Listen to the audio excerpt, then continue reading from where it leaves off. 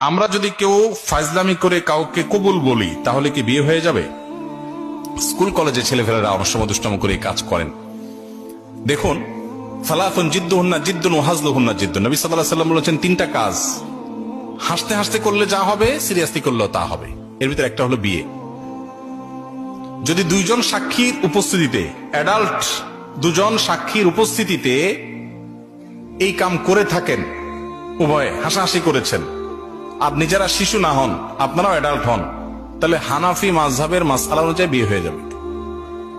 বলবেন হুজুর মোহরটা ঠিক হই নাই। মোহর অটোমেটিক সেট হয়ে যাবে, কিন্তু বিয়ে হয়ে যাবে। খুব জটিল। এখন অনেক সময় আমরা ফাজলামি করি, এখন কেউ নাটক সিনেমাতে অভিনয় করার জন্য করছে, সেটাও যদি দুজন সাক্ষীর সামনে করে, ওই ব্যাকল জানে না, যদি আবিয়াত্তা হয়ে থাকে বিয়ে হয়ে যাবে, আর যদি বিবাহিত হয় তাহলে তার কোনো উপায় নেই।